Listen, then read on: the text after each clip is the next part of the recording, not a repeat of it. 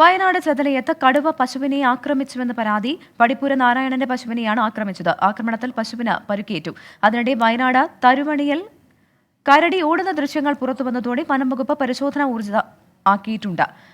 സുർജിത് അയ്യപ്പത്ത് ചേർന്നുണ്ട് വയനാട്ടിൽ നിന്ന്. സുർജിത്, തുടർച്ചയായി വയനാട്ടിൽ നിന്ന് ഇത്തരത്തിൽ വന്യജീവി ആക്രമണവുമായി ബന്ധപ്പെട്ട വാർത്തകൾ പുറത്തു വരുന്നുണ്ട്.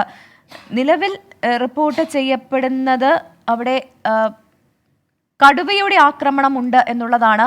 കടുവയെ കണ്ടിട്ടുണ്ടോ ആളുകൾ? എന്താണ് നാട്ടുകാർക്ക് പറയാനുള്ളത്?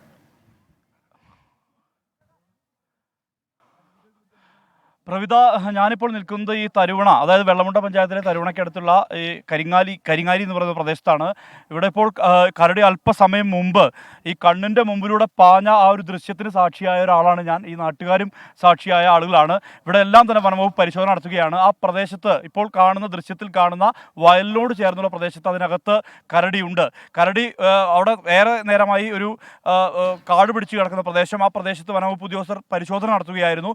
ഞങ്ങൾ എത്തുമ്പോൾ ഇവിടെ പടക്കം പൊട്ടിച്ചും മറ്റും ഇതിനെ പുറത്തേക്ക് എത്തിക്കാനുള്ള ശ്രമമാണ് നടത്തിയിരുന്നത്. പൊടുന്നനെയാണ് കരടി ഈ വയലിലൂടെ ചാടി മറ്റൊരു ദിക്കിലേക്ക് എത്തിയിരിക്കുന്നത്.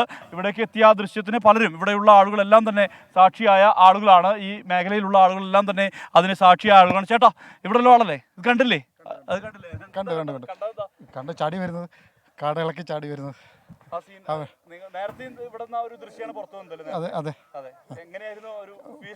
ശരി, വയനാട് തരുവണയിൽ കരടിയുടെ സാന്നിധ്യം. ഇപ്പോൾ കരടിയെ നാട്ടുകാർ നേരിട്ട് കണ്ടു.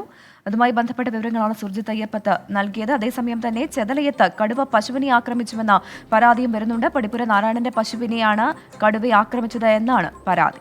ലോകത്തെവിടെയായാലും ഏത് സമയത്തും 24 വാർത്തകളും ഓഗ്മെന്റഡ് റിയാലിറ്റി പാക്കേജുകളും എക്സ്പ്ലെയിനറുകളും വിശദമായി കാണാൻ ഞങ്ങളുടെ യൂട്യൂബ് ചാനൽ നിങ്ങൾക്ക് സബ്സ്ക്രൈബ് ചെയ്യാം.